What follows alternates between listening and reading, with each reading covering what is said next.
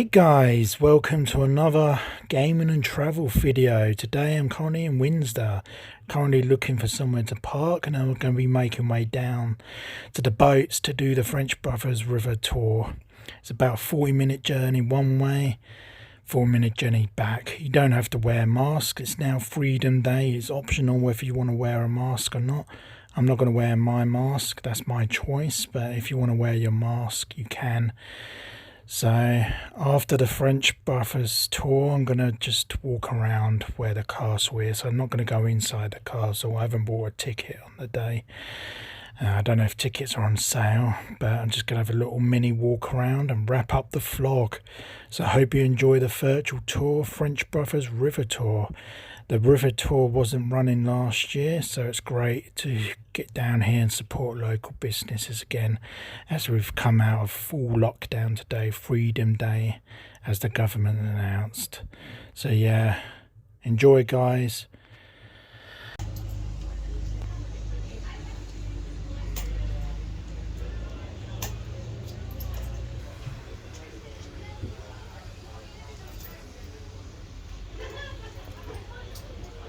Eventually to Oxford and beyond, though to reach Oxford would take approximately 2 days by river from here.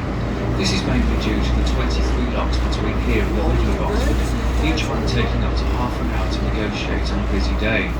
There is a speed limit on the upper Thames of a little under 5 miles an hour, added to which the Thames takes a very meandering course, so all in all it's not the place to be if you're in too much of a hurry.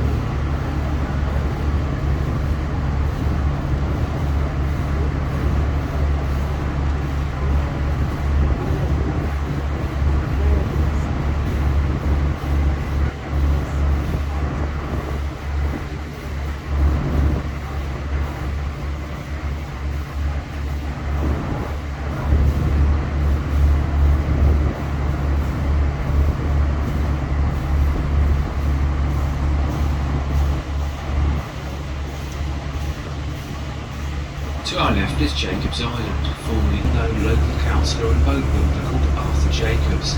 It was here that some of the largest wooden boats, almost twice the length of this one, were built in the now dismantled and long-forgotten boat houses and slipways of the Jacobs Yard. As we proceed past Brockers Meadows to our right, more of the Eaton College buildings become visible, as do the spires of Eaton College Chapel, which is built in almost identical style to St George's Chapel in Windsor Castle. It's known as the Perpendicular Gothic style of architecture. Eaton College was founded in 1440 by King Henry VI, originally naming it the King's College of Our Lady of Eaton beside Windsor. Incidentally, the college owns nearly all of the land on our right-hand side from here to well beyond our turning point.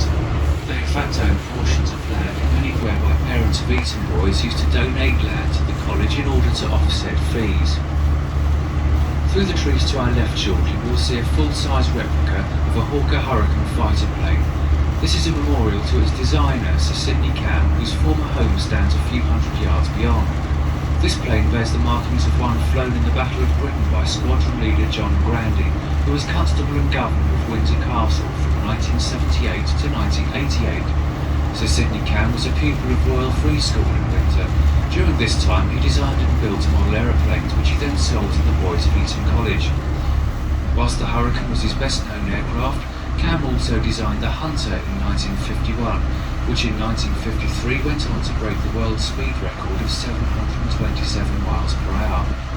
Cam's final design was the Harrier, which remained in RAF service for 50 years until 2010, and it is still flown by the US Marines as the AV-8B. Ahead of us is the Windsor Railway Bridge, being one of several across the Thames designed by Isambard King and Brunel, the famous Victorian engineer. The bridge was completed in 1849 for Queen Victoria, and it brought the Great Western Railway network right up to the front of Windsor Castle. The design of this bridge was unique in its day, as were many of Brunel's designs. This one because the 187-foot central span is not secured to the sides in any way. It simply rests there under its own weight on 6 bearings, allowing for expansion and contraction of the ironworks during temperature changes. This type of span is known as a bowstring arch, and the brick viaduct was constructed between 1861 and 1805. In 1883, Windsor Central Station became part of the London Underground network, when the District line was extended from Ealing Broadway to Windsor, using the tracks of the Great Western Railway. However, this was short of haul. The centre stands on the site of the once famous Ricky Tick Club of the 1960s. The Ricky Tick was a well-known live music venue in its day. It started out at the Star and Garter in Windsor Town Centre in 1962, before moving to a semi-derelict mansion on this site called Plumer in 1964. Many of today's major acts such as The Who, The Rolling Stones, Stevie Wonder and Pink Floyd made some of their early appearances here, and it was at the Ricky Tick that the previously unheard of Jimi Hendrix made his UK debut. Young people of today.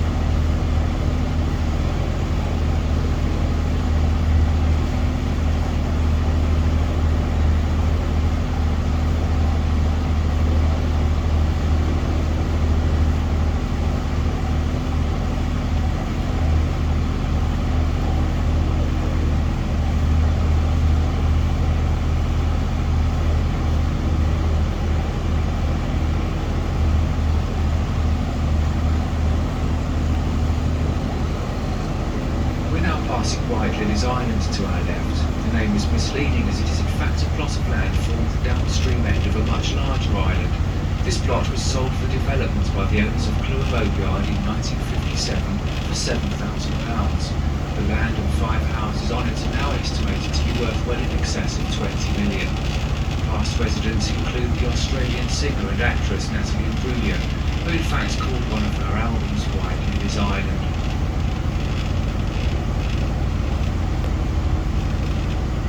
Is bent on this part of the river. For this reason there is a heavy iron post set into the ground near the end of the point. It's called a strapping or turning post and goes back to the days of horse-drawn barges. As the barges approach the point, the tow rope will be taken off the horse at a few turns. We will see more of this at various stages right up to our turnaround point. We're currently passing the area behind the grandstands. Racing began here at Windsor in 1866 and continues on to this day with regular Monday evening meetings and some weekends throughout the summer.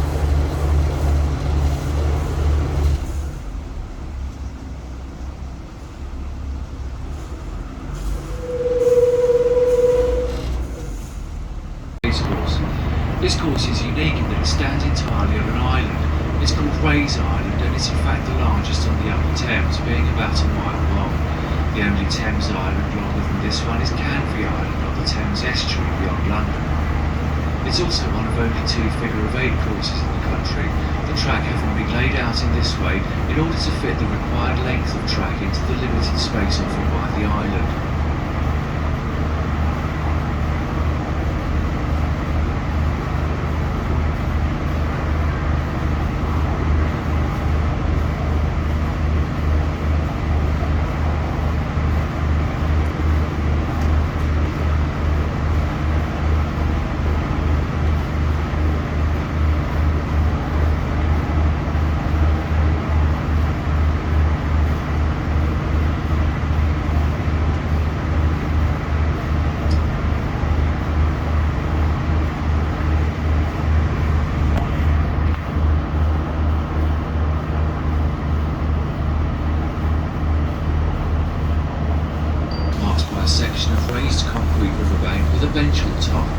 It was here that the boys of Eaton College used to have their swimming lessons the days before they had their own pool. Just below the bench is a stone rock bearing the instruction, Get at once into the water or behind screens whenever a boat comes inside with ladies aboard, as in those days the boys used to swim naked in the style of the ancient Greeks, hence the name Athens. Looking to our left now through the trees, we can see across the track at Windsor Racecourse, and in the distance the tops of some boats may be visible. This is the Windsor Racecourse yacht basin, situated on the mill stream which forms Ray's Island. As we travel along the tree-lined banks of the Thames, there is an abundance of bird life to be found. Among the most common is the Ballard Duck, the male of which has the unfortunate combination of a green head and orange feet. Less common are tufted ducks with their bright yellow eyes showing clearly against a black head, which has a small tail at the back. In some parts there are families of the more ornate mandarin duck, and there have been sightings of other species such as merganser and pochard. Herons are often seen standing motionless at the water's edge, waiting to pounce on passing fish. They are probably none too impressed with the increasing number of cormorants now moving inland. This large black diving bird is a saltwater species, but in recent years they have started to colonise the Thames, no doubt having realised the rich pickings to be had from the abundant fish life. The crested grebe also dives for fish, and it is so well adapted for this role, with its legs right at the back of its streamlined body, that it is completely unable to stand on land. The egret is related to the heron, but is smaller and completely white, and although very rare, it has been sighted on this river. The kingfisher is another predatory bird, and although fairly common, it is hard to spot, being quite small and fast moving. It is often only seen as a flash of electric blue darting through the trees or across the water. There is the whale family, which includes the moorhen with its black body and red face, and the coot, which is black with a white face and beak. Coots defend their territory ferociously and will often drive swans away. The Canada goose is so prolific that it is now considered a pest, and it is often seen alongside the less common but more attractive Egyptian goose. Looking to the skies, we sometimes see kestrels hovering over fields. Similar in size and colour is the hobby, which swoops and turns over the water built around the island ahead of us, and the set of grey gates to the right is the entrance to the lock chamber, which allows boats to bypass the weir, making the change in level from one side to the other. Boats continuing upstream from here will enter the lock chamber, the gates will close behind them, and water from the upstream side will flow into the chamber through sluice gates below water level.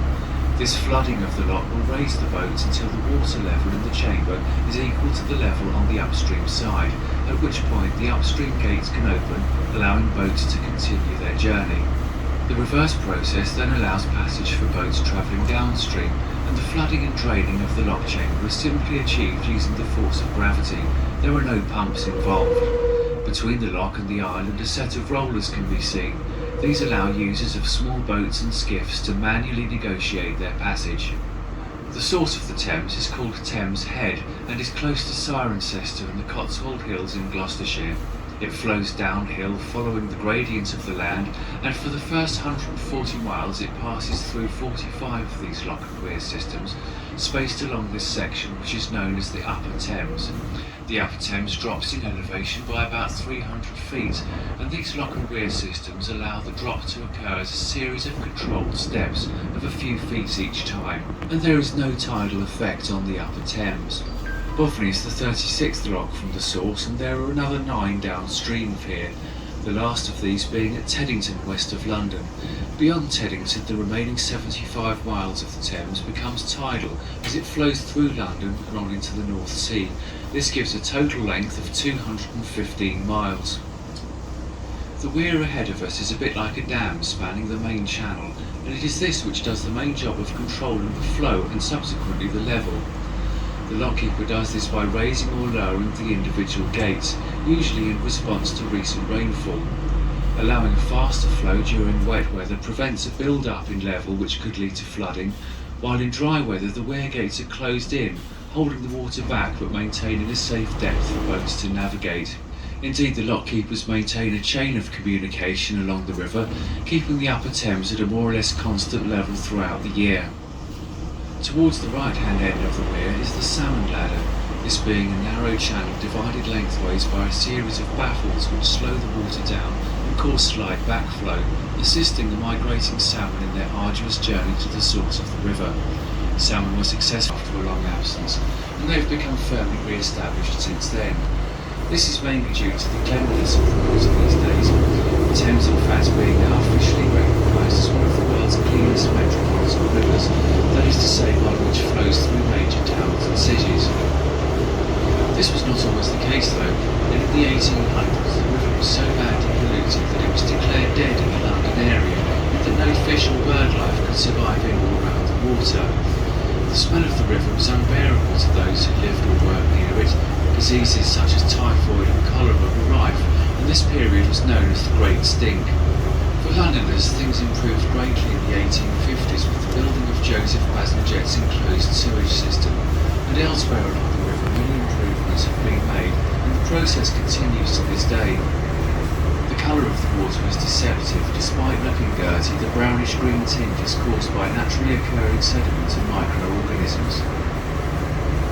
Having turned around, we now embark on the downstream leg of our journey, which will take us to London and then on to the North Sea, and for the same reasons as mentioned before, the journey from here to central London will take in the region of 12 hours. However, we are not limited to the River Thames. In fact, much of England is linked by canals and rivers. The first canals were built by the Romans for the purposes of irrigation, as well as linking navigable rivers. But it was the Industrial Revolution of the 18th and significant development due to the need to transport goods around the country, as at this time roads were fairly undeveloped.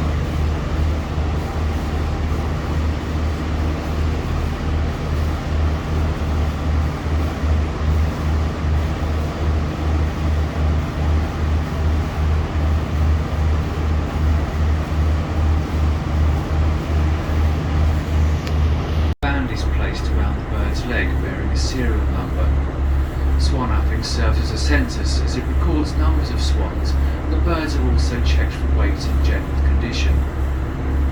The swan's diet consists mainly of green vegetation, and it's for this reason that the branches of some of the willow trees appear to have been neatly trimmed a foot or two above water level.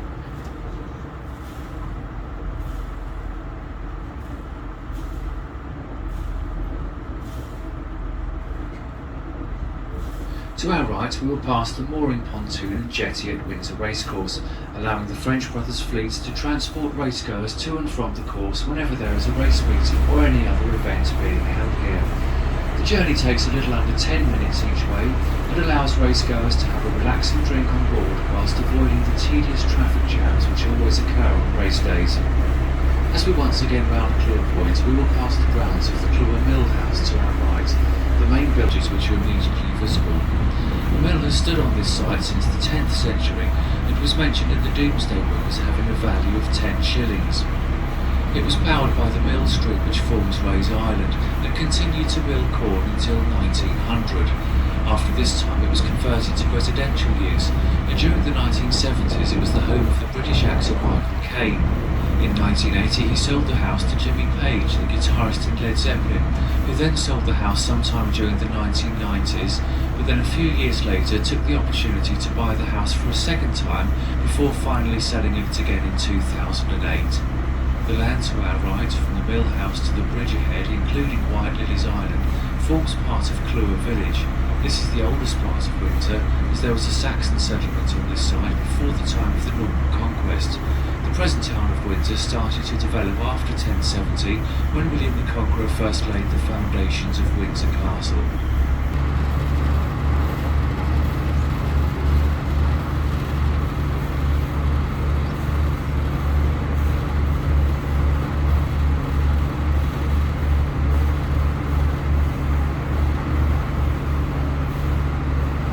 Ahead of us is Queen Elizabeth II Bridge, the relief road to the right of which forms one of the boundaries of Plumer with the rest of Windsor. This bridge was completed in 1966 and joins Windsor up with the M4 about 2 miles off to the left. An interesting feature of this distinguishing shades of grey. Consequently, on cloudy days, swans flying along the river would often not see the bridge until the last moment, having to swerve sharply to avoid it. And on a few occasions a rather angry swan has been found walking clumsily along the carriageway, holding up a line of traffic.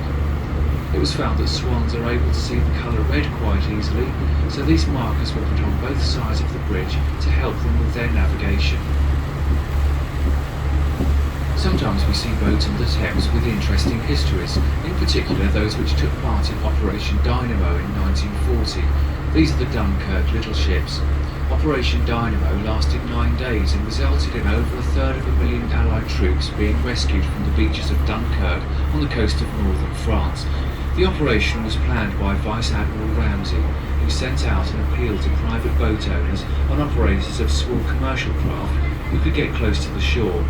Around 800 boats were hastily assembled, of which about 150 are still in existence.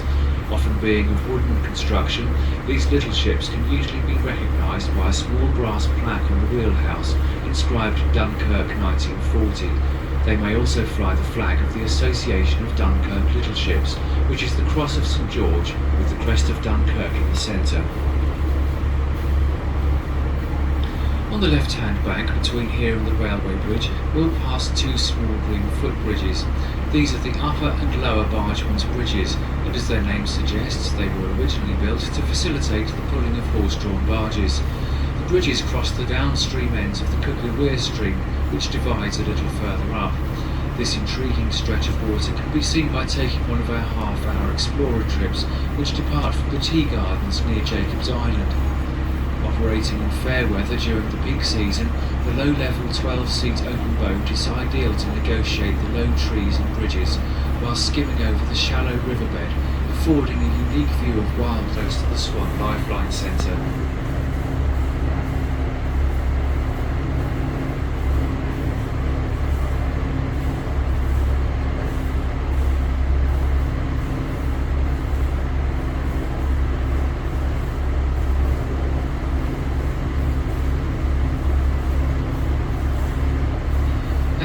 We will soon see one of the finest views of Windsor Castle. It was on this same site that in 1070 William the Conqueror built a simple wooden fortress, choosing this site for its all-round defensibility with views along the Thames Valley, allowing him to guard the western approaches to London. Prior to the Norman conquest, Edward the Confessor had held court at the royal manor of Kingsbury in what we now know as Old Windsor, until his death in January 1066. The proximity to the River Thames was no doubt the prime reason for choosing this location, the waterway being the main highway to London in the east. After the Norman conquest, William built a ring of fortresses within 1 day's march of London, of which Windsor is undoubtedly the finest. In addition, the extensive Windsor Forest offered excellent hunting, and William chose to live there until his death in 1087. The concept of castles was unknown to the Saxons, and it was part of William's plan to ensure the permanence of the conquest. The castle has been added to by various monarchs, not always to the benefit of its appearance, until the arrival of King George IV. He employed the architect James Wyatt, who did much to reshape and modernise the castle in proud of the surrounding structures. An extra 32 feet was added to its height, making it now stand at 220 feet above the level of river at Windsor. On top of the round tower is the all-important flagstaff, where traditionally the reigning monarch will fly their own royal standard when they're in residence at the castle, and when the monarch is not in residence, the Union flag is flown.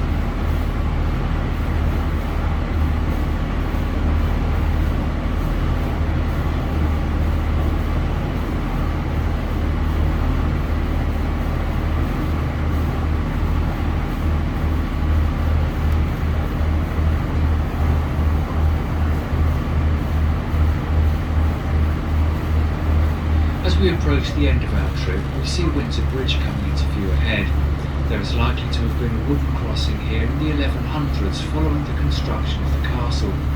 Records show that in 1242 permission was granted for oak trees to be felled in Windsor Forest for the construction of a new bridge between Windsor and Eaton.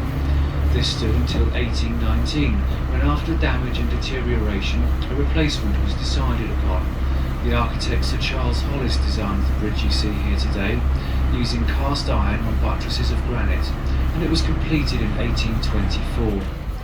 The Windsor Corporation used to charge tolls for crossing the bridge, but after much public protest these were abolished in 1898. In 1970, an underwater survey showed that the buttresses were becoming undermined by water erosion, and it was no longer safe to carry the weight of modern traffic, so it was pedestrianised. Fortunately, Queen Elizabeth Bridge had been opened 4 years earlier and was able to carry all road traffic heading north out of Windsor. The white framed bay window to the right of the bridge is part of the Sir Christopher Wren Hotel, so called because for many years it was believed that the building was built and lived in by Sir Christopher Wren, the architect of the 17th and 18th centuries. However, in recent years it was weird. Whilst it is known that Wren did indeed live in Windsor when his father became the Dean of Windsor, it is not known where. Wren was responsible for designing the dome of St Paul's Cathedral, the London Observatory and 51 London churches after the Great Fire of 1666. He also completed the building of the Windsor Guildhall, started by Sir Thomas Fitz, who died before completion.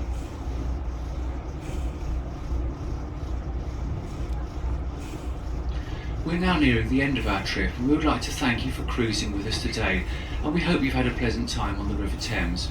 It's most important that you remain in your seats for just a little longer and to only leave when a member of staff asks you to do so, one group at a time. Once ashore, follow the red arrows on the ground.